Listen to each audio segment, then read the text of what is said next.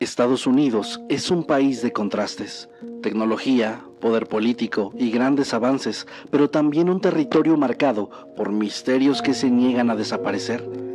A lo largo de las décadas, los crímenes, las desapariciones y los fenómenos inexplicables han alimentado teorías, rumores y leyendas que ni la ciencia ni las autoridades han logrado resolver por completo. Hoy vamos a adentrarnos en algunos de los enigmas más inquietantes de este país, casos que parecen desafiar toda explicación y que pese al paso del tiempo siguen dejando tras de sí un rastro de preguntas sin respuestas. Así que pónganse cómodos y apaguen la luz, porque estos son 7 misterios estadounidenses sin resolver. Recuerden que también pueden escuchar este y nuestros demás contenidos en su plataforma de podcast favorita, donde estamos como Mundo Creepy. ¿Qué tal? Buenos días, tardes o noches. Los saluda su amigo Masketman. Sean bienvenidos a Mundo Creepy y aquí comenzamos.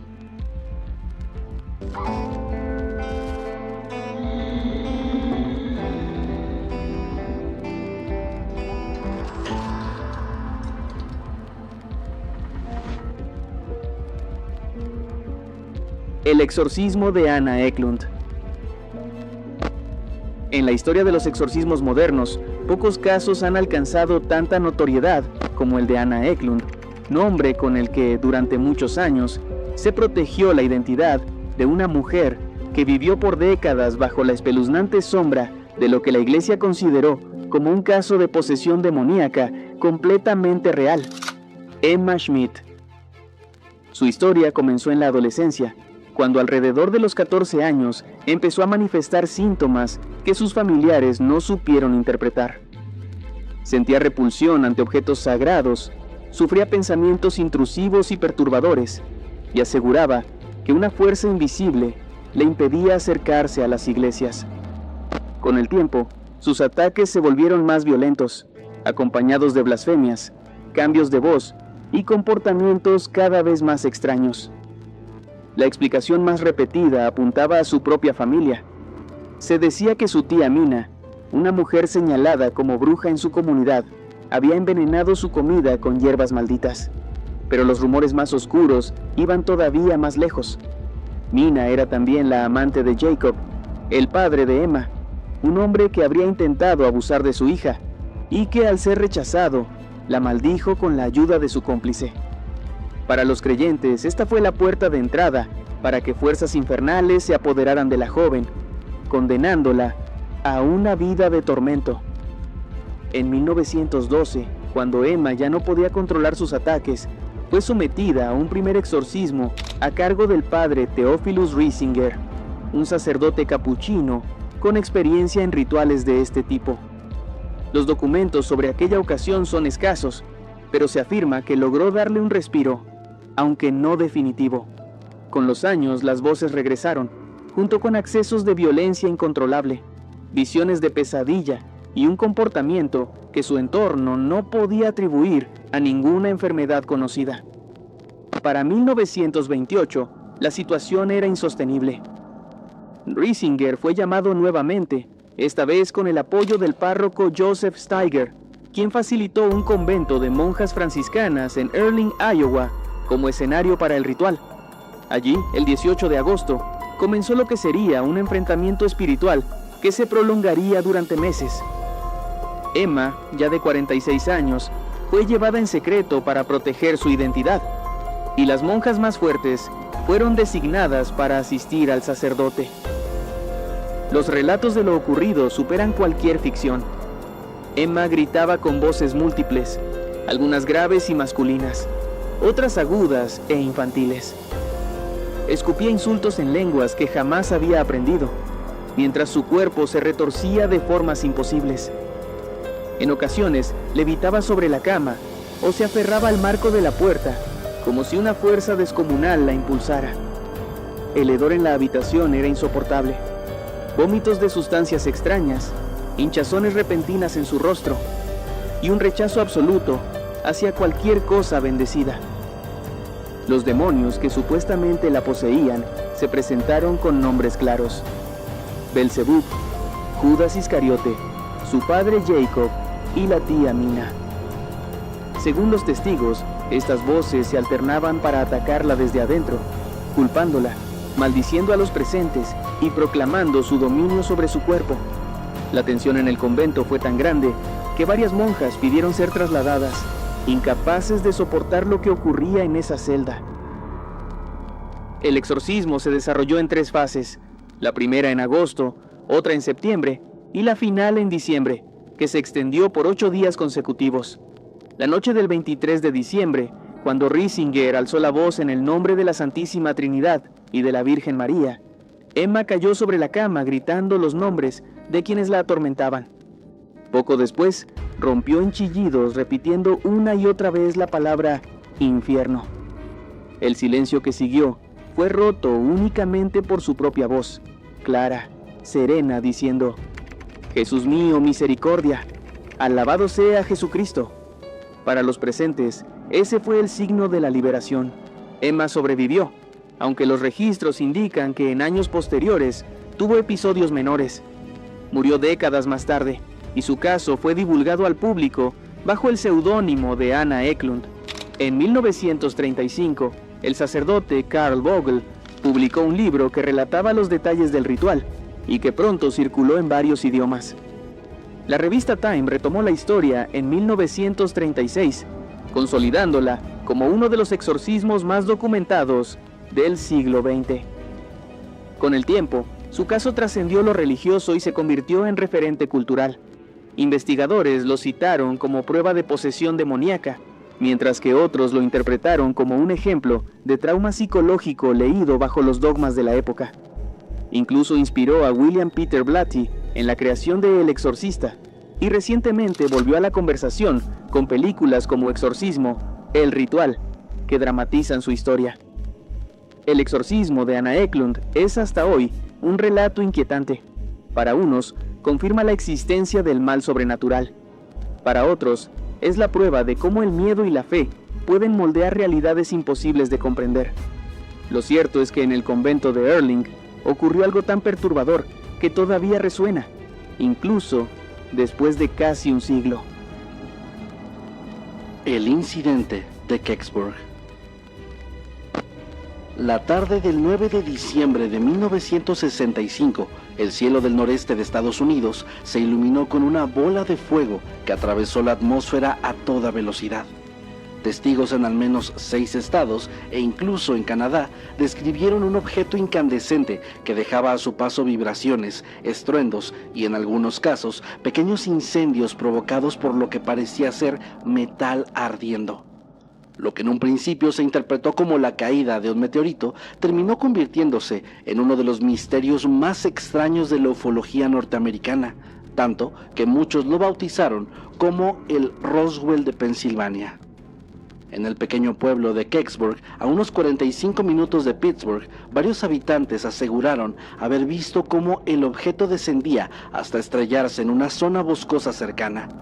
Minutos después, una vibración recorrió el suelo y un fuerte golpe retumbó a lo lejos.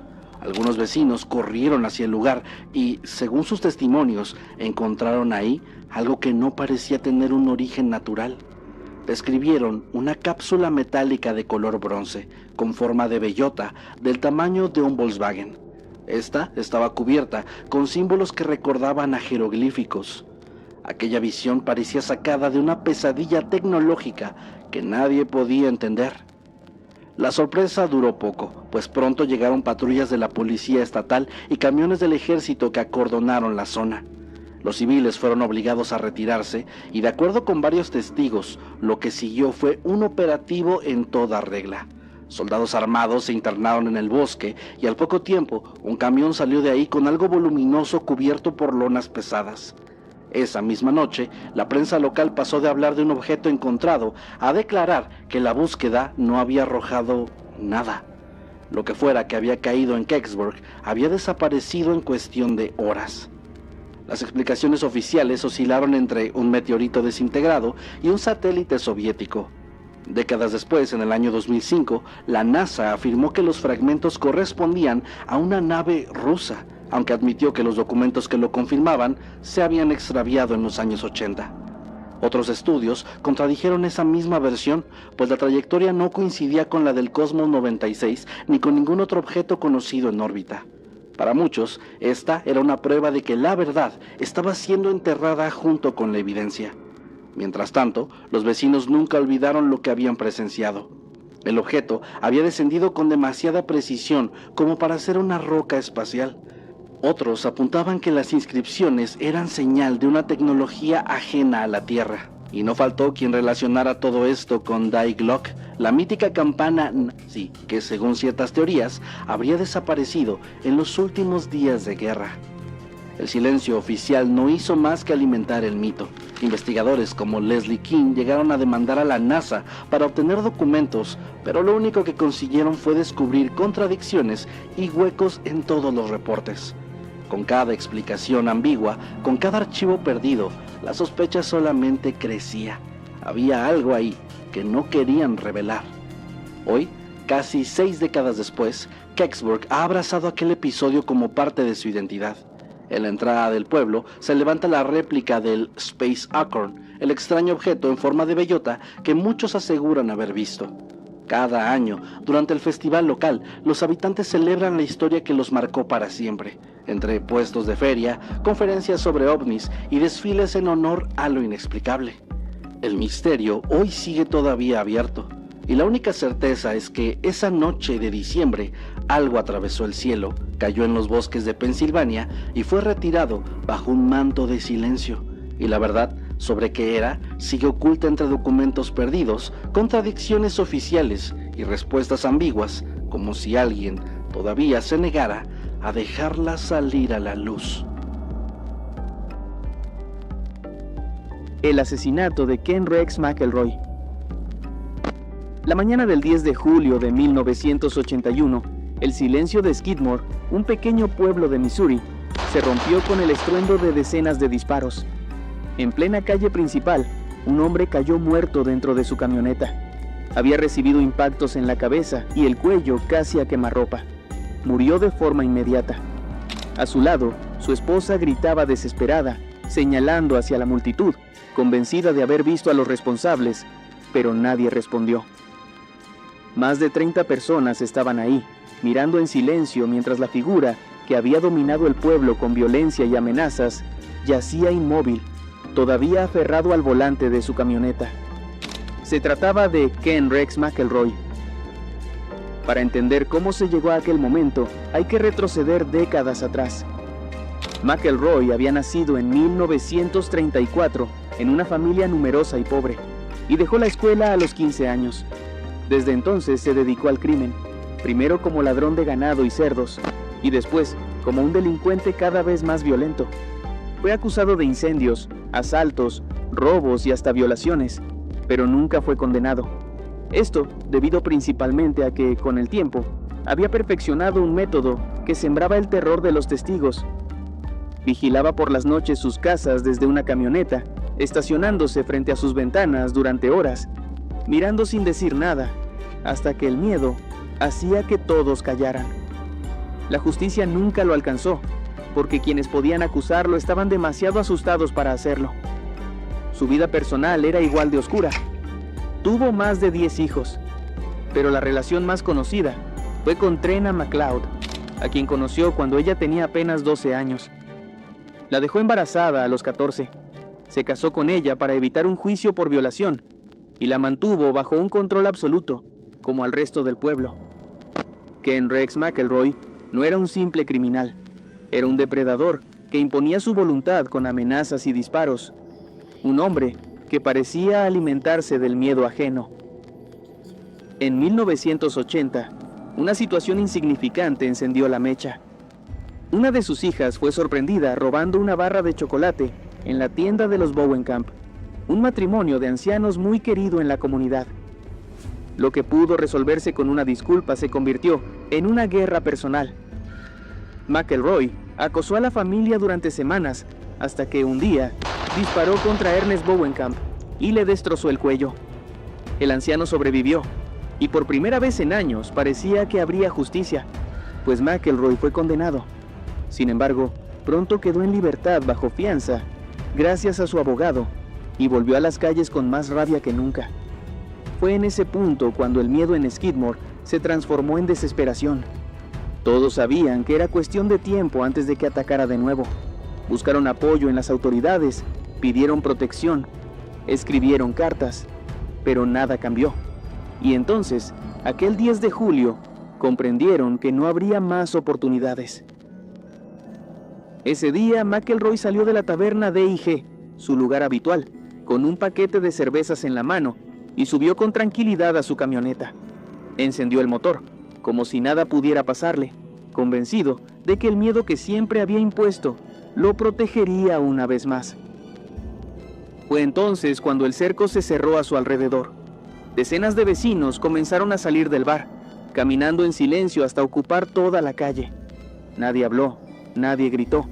Solo hubo un instante de tensión absoluta que terminó cuando el primer disparo quebró el silencio. El parabrisas se astilló, el motor rugió en falso y de inmediato, una ráfaga de balas retumbó en todo el pueblo. El cuerpo de McElroy se sacudió con cada impacto, mientras Trena intentaba cubrirlo. Y en cuestión de segundos, el hombre que parecía intocable estaba muerto frente a todos. Cuando la policía llegó, encontró casquillos de 2 armas distintas y más de 30 testigos que repetían la misma frase. No habían visto nada. Nunca hubo arrestos, ni culpables ni juicios. El caso se cerró como si McElroy hubiera muerto a manos de personas desconocidas, y así quedó registrado en los archivos oficiales. Ese fue el final de Ken Rex McElroy, un hombre que convirtió a todo un pueblo en su presa y que terminó cayendo bajo un pacto de silencio, tan impenetrable como el miedo que él mismo sembró.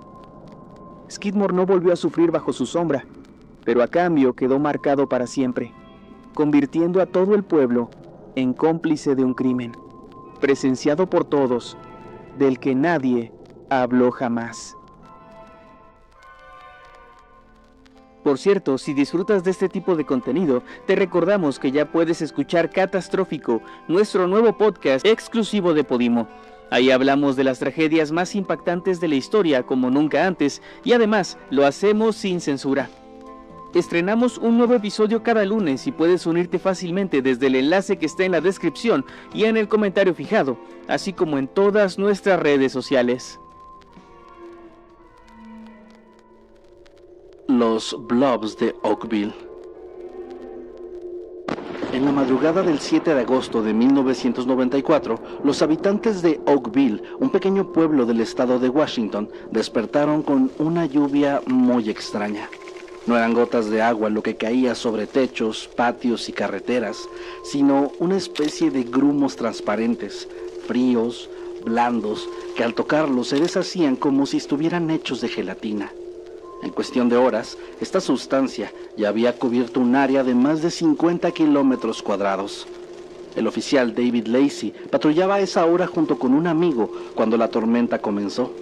Encendió los limpiaparabrisas de su patrulla pensando que era una lluvia cualquiera, pero en lugar de despejar el cristal, la sustancia se esparció como una pasta viscosa que pronto le dejó la vista bloqueada.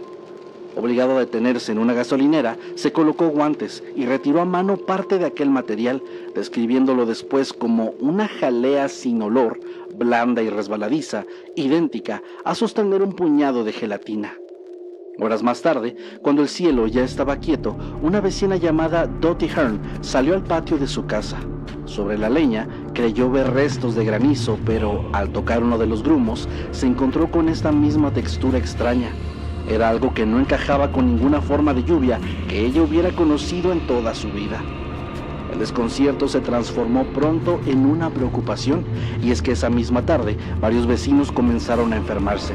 Había síntomas de mareo, visión borrosa, dificultades para respirar, náuseas intensas y una debilidad que los obligaba a guardar cama. El propio Lacey cayó enfermo, doblado por los vómitos y la falta de aire. Dottie se desplomó en el baño y su hija Sonny Barcliffe tuvo que llevarla al hospital, donde los médicos la retuvieron varios días con un diagnóstico de infección en el oído. Con el paso de las semanas, decenas de residentes describieron un mismo cuadro gripal que se prolongaba durante meses, mientras algunos animales domésticos que habían lamido o habían ingerido la sustancia empezaban a aparecer muertos en los patios y las granjas, aunque ninguno de los cuerpos fue recogido para un análisis. Y cuando parecía que todo ya había terminado, esta gelatina volvió a caer 5 veces más a lo largo de 3 semanas, siempre en la misma zona y siempre con la misma textura pastosa que se volvía papilla al presionarla. No tenía olor y además dejaba atrás de sí un rastro de enfermedad y muerte. Sonny Barclay, la hija de Dottie, intuyó desde el primer momento que esa sustancia y la enfermedad de su madre estaban conectadas, por lo que recolectó un poco en un frasco y lo llevó al hospital local. El análisis inicial dejó a los técnicos desconcertados. Aseguraron que estaba compuesto por células muy parecidas a los glóbulos blancos humanos, aunque sin núcleo, lo que hacía imposible clasificarlas. Incapaces de dar más respuestas, enviaron el material al Departamento de Salud del estado de Washington.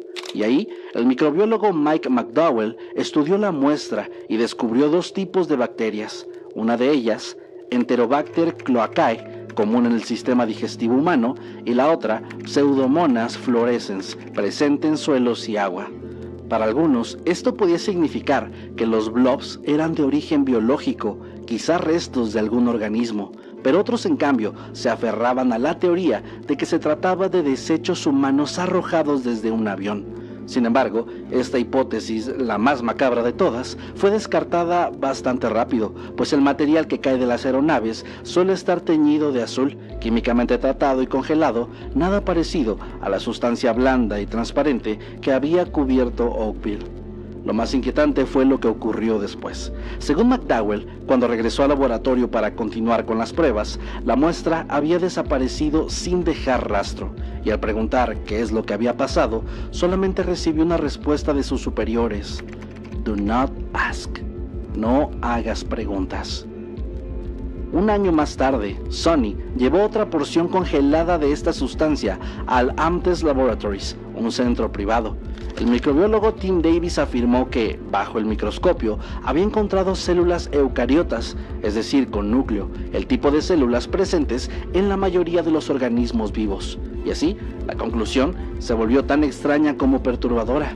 Los blobs estaban, o habían estado, vivos. Con esta nueva información, las teorías no tardaron en multiplicarse. Muchos habitantes estaban convencidos de que el ejército tenía algo que ver, pues justo en esas semanas, la Armada había estado realizando ejercicios de bombardeo sobre el Pacífico, a unos 80 kilómetros de Oakville. Una de las hipótesis más populares señalaba que las explosiones habían pulverizado bancos de medusas, esparciendo sus restos hacia las nubes, desde donde terminaron cayendo sobre el pueblo. Pero otros iban más lejos, sospechaban de pruebas biológicas intencionales, experimentos secretos realizados sobre una comunidad pequeña y aislada. El ejército negó cualquier responsabilidad, aunque varios residentes afirmaron haber visto aviones militares sobrevolando la zona poco antes de la lluvia. También hubo intentos de explicar el fenómeno con hipótesis más antiguas, pues desde la Edad Media ya existían relatos sobre una sustancia gelatinosa conocida como Star Jelly o gelatina estelar, asociada con meteoritos o lluvias extrañas. En algunos casos se había comprobado que se trataba de huevos de anfibios, algas o polímeros que absorben agua. Sin embargo, nunca se había documentado algo tan persistente y dañino como lo que ocurrió en Oakville. Y así, el fenómeno no se volvió a repetir jamás. Ninguna de las explicaciones, ni de aviones, ni de medusas, ni de experimentos militares, ha logrado resolver este enigma. Lo único que quedó fueron testimonios, sospechas y un silencio bastante incómodo de las autoridades. Casi 3 décadas después, lo único que queda claro es que algo cayó en el cielo de Oakville, algo que enfermó a la gente, mató animales y desapareció de los laboratorios sin dejar rastro. Y desde entonces, la pregunta sigue abierta, tan espesa y opaca como los grumos que una madrugada de 1994 convirtieron la lluvia en un misterio imposible de explicar. El misterio de Cash Landrum. A finales de 1980, Texas fue escenario de un incidente que aún hoy divide opiniones entre creyentes, escépticos y especialistas en fenómenos aéreos. Se trata del caso Cash Landrum, uno de los encuentros más extraños e inquietantes en la historia de los supuestos avistamientos de ovnis, no solo por lo que se vio aquella noche, sino por las graves consecuencias que dejó en los testigos. El 29 de diciembre de ese año, Betty Cash, de 51 años, conducía por una carretera rural al norte de Houston en compañía de su amiga Vicky Landrum y el nieto de esta, Colby, de apenas 7 años. Lo que comenzó como un regreso tranquilo a casa terminó en un episodio que marcaría sus vidas para siempre. Los tres notaron primero una luz intensa filtrándose entre los árboles. Al principio pensaron que era un avión descendiendo hacia el aeropuerto de Houston, pero en cuestión de minutos se transformó en un objeto gigantesco que flotaba a la altura de las copas de los pinos. Según su descripción, tenía forma de diamante truncado, rodeado de luces azules y con llamas que salían de su base. Cada vez que el fuego se apagaba, descendía lentamente y cuando estallaba de nuevo, volvía a elevarse. El calor era tan sofocante que atravesaba el parabrisas y hacía que el metal del auto quemara al tacto. Betty salió del vehículo para observarlo mejor y quedó paralizada por la intensidad de la radiación. Vicky, más asustada, volvió al coche para consolar a Colby, que lloraba creyendo que aquello era una señal divina. «Es Jesús, no nos hará daño», le repetía su abuela. Al intentar regresar al asiento del conductor, Betty apenas pudo abrir la puerta. La manija estaba ardiendo. Vicky, al apoyarse en el tablero, dejó marcado en el vinilo un hundimiento que, según se afirma, permaneció visible semanas después. De repente, el objeto comenzó a elevarse y en ese momento, una flotilla de helicópteros irrumpió en el cielo nocturno. Entre 20 y 23 aparatos de doble rotor, identificados después por los testigos como CH-47 Chinook, rodearon al artefacto y lo escoltaron hasta perderse en la distancia. Algunos habitantes de la zona, incluido un oficial de policía y su esposa, confirmaron haber visto la formación de helicópteros esa misma noche. El encuentro duró unos 20 minutos. Sin embargo, lo peor estaba por llegar. Horas después, los tres comenzaron a sentirse enfermos. Colby despertó con fiebre y vómitos. Vicky sufrió náuseas y una extraña sensación de quemadura en la piel. Betty fue la más afectada. Su temperatura se disparó, aparecieron ampollas en su rostro y manos, y su cuerpo comenzó a debilitarse hasta que quedó postrada. El 3 de enero fue hospitalizada con un cuadro que sus médicos describieron como radiación aguda. Pasó 6 semanas internada, perdió más de la mitad de su cabello y partes de piel, y jamás volvió a recuperar del todo la salud. Vicky y Colby también desarrollaron síntomas, aunque en menor medida: debilidad, lesiones cutáneas, pérdida parcial de cabello y, en el caso de Vicky, problemas de visión que derivaron en cataratas. Durante los años siguientes, Betty recibió tratamiento constante contra el cáncer y otras complicaciones relacionadas. Cuando investigadores civiles acudieron al sitio, hallaron un área del asfalto con